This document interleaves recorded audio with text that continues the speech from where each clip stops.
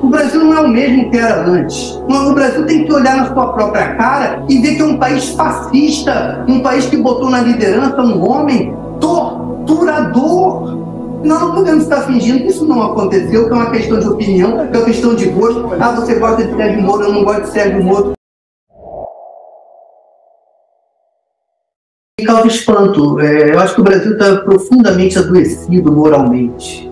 Porque nós estamos falando aqui há 10 minutos de uma pessoa chamada Sérgio Moro, e ele está sendo tratado aqui como se fosse uma pessoa que merecesse todo o nosso respeito, uma pessoa muito digna, muito correta, enquanto que ele é uma pessoa que tramou junto a um acusador para colocar uma pessoa na cadeia. E apenas porque nossa democracia é juridicamente muito imperfeita, ele logrou virar senador da República. Então é feita uma ameaça à vida dele, que é um fato profundamente lamentável. Ninguém tem que ser ameaçado de coisa alguma. Mas me desculpem, milhões de brasileiros são ameaçados de morte todos os dias pela pobreza em que vivem, pela proximidade que são obrigados a viver com o crime organizado, e agora este homem moralmente desqualificado recebe toda essa atenção, porque ele agora foi vítima de uma ameaça também. Pera lá, eu acho isso uma doença brasileira. Eu estou muito mais preocupado com milhões e milhões e milhões de outras pessoas que estão permanentemente ameaçadas e que não serão noticiadas aqui, nem em outro lugar nenhum, porque não tem o prestígio que o poder traz para as pessoas. Esse é o meu ponto de vista. Por isso que eu digo, há uma questão de linguagem. O fascismo brasileiro, ele exerce domínio sobre as consciências do povo ao controlar os discursos.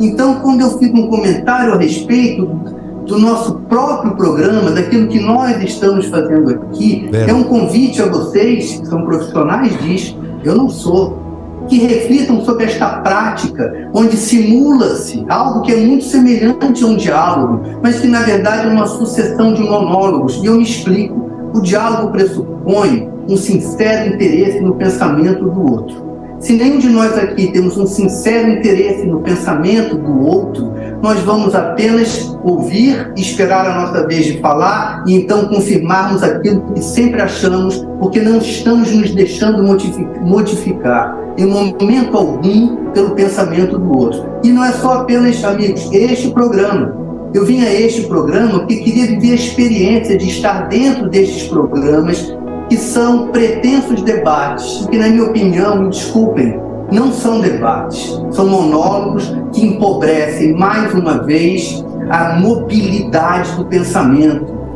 Pedro, posso pontuar? Eu, da minha parte, brevemente, estou profundamente interessado sim no que você está falando e por isso quero estabelecer aqui uma troca e um diálogo. Porque eu acho que existe uma resposta para esse questionamento que você coloca, que não coloca uma notícia dessas, ou a escolha de dar essa notícia numa luz tão ruim. Veja, você tem uma opinião muito negativa sobre o Sérgio Moro, perfeito, direito seu. Outras pessoas têm opiniões diferentes. Tem pessoas que têm opiniões as mais profundamente negativas sobre o Lula, também direito delas, outras têm visões diferentes. Agora Lula, Sérgio Moro, eles são representantes dos brasileiros. Um é presidente da República, outro é um senador brasileiro. Que acho que a dificuldade de diálogo é algo natural do ser humano, sabe? E eu trabalhei em televisão a minha vida inteira, então, assim, não sou jornalista, não tenho o hábito que os colegas têm de estar todos os dias dando notícias e tal, mas tenho um hábito muito grande com a comunicação através do meio eletrônico, sabe? E o meio eletrônico, para quem está assistindo em casa, ele cria uma dificuldade ainda maior de ser permeável à ideia, que não é a ideia que você já tem. E nós estamos falando do Brasil como se o Brasil não tivesse vivido nos últimos 6 anos sob um regime muito agressivo à democracia, entende? Eu acho que não podemos mais falar do Brasil como se o Brasil não tivesse botado na presidência da República um torturador, um homem que defende a tortura, e que até hoje há milhões e milhões e milhões de brasileiros que defendem um homem que defende a tortura. E nós tratamos desse fato como se ele fosse um fato corriqueiro da nossa vida democrática. É bom lembrar que Sérgio Moro foi ministro da Justiça de um regime fascista. Então, quando falarmos de Sérgio Moro, não é uma questão meramente de opinião, eu gosto ou não gosto, não, é uma questão de fatos. Ele foi ministro da justiça de um regime liderado por um torturador. Ou eu estou dizendo uma inverdade? Que Jair Bolsonaro que ele era um torturador, literalmente, acho que não.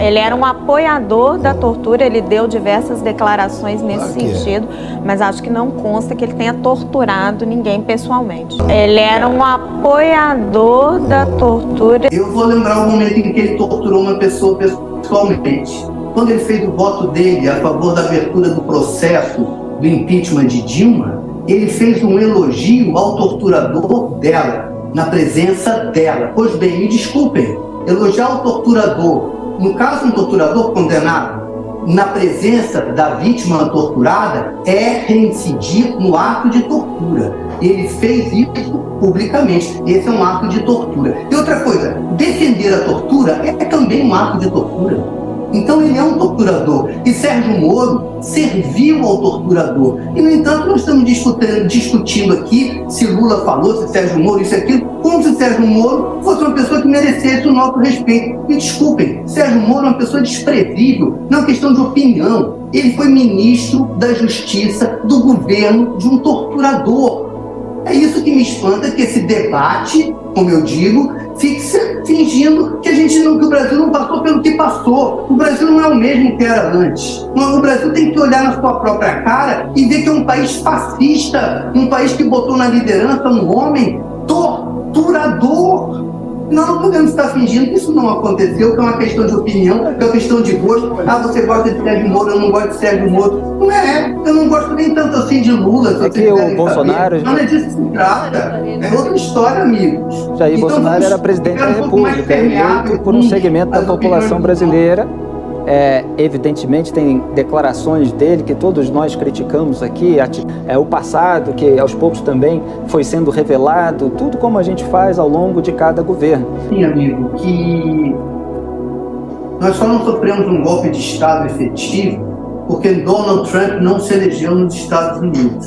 Eu acho que se o Trump tivesse se reeleito, muito provavelmente ele apoiaria um golpe de Estado no Brasil, e o grupo desse Jair Bolsonaro e as pessoas em torno dele, eles não têm nenhuma timidez em dar um golpe de Estado aqui no Brasil. E eu vejo essa nossa conversa aqui, que é uma conversa que a gente humanamente tenta descontrair, porque ninguém aguenta ficar tão preocupado e tão sério o tempo todo, mas eu sinceramente não tenho vontade nenhuma de me descontrair quando o assunto é esse. Eu acho que o fascismo brasileiro, ele mobilizou o pensamento. Há 44% disso aí, matar o pesquisa, de pessoas que temem que o Brasil vire um país comunista, o que é um delírio absoluto, né? E, na minha visão, uma das coisas que fez o pensamento ficar imobilizado é a ausência de uma sincera dialética no jornalismo, entende? Por isso que eu insisto nesse ponto. Nenhum capitalista que investe na venda de informação paga para ouvir o que não quer. Nós jornalistas, aqui eu estou sendo irônico, eu não sou jornalista, temos que botar na mesa do público a opressão que nós sofremos dos nossos empregadores.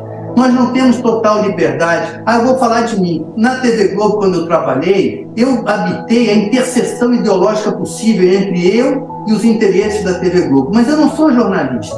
A minha matéria-prima não são fatos, são invenções. Talvez seja mais fácil para mim dialogar com os interesses do vendedor do meu trabalho do que para vocês, jornalistas.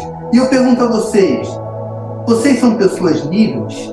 Vocês, quando vão trabalhar, vocês sentem alguma pressão do interesse do capitalista que emprega vocês? Olha, está na hora da entrevista. O ministro